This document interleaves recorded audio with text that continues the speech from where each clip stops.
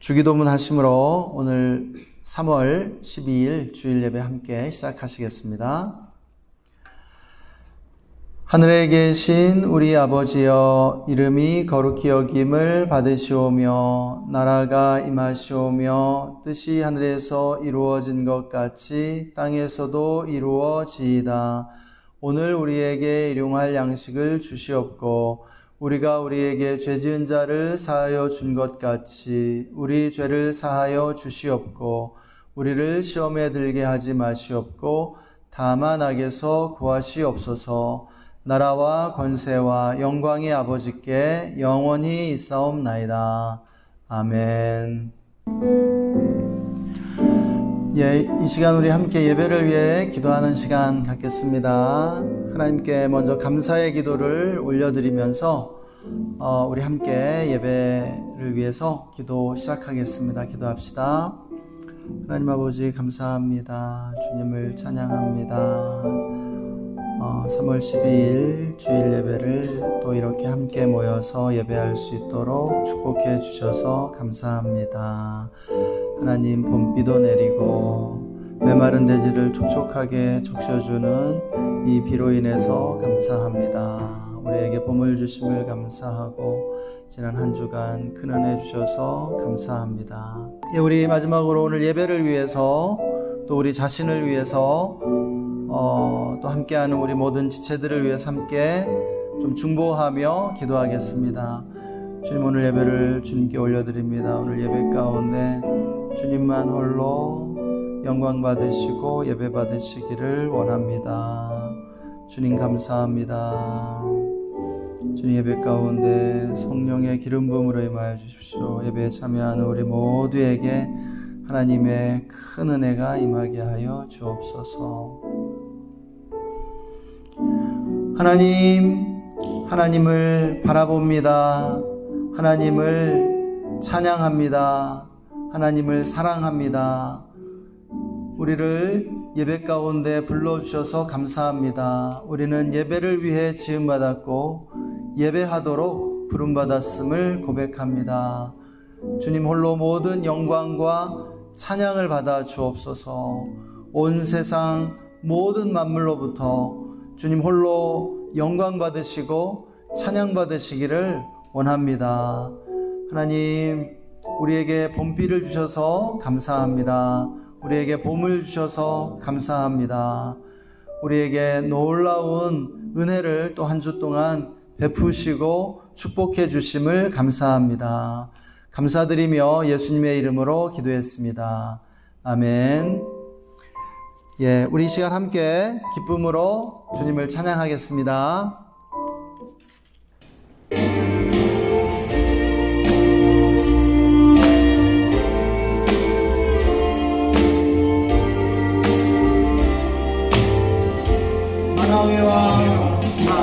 만왕의 왕 내 주께서 외고 조랑했나.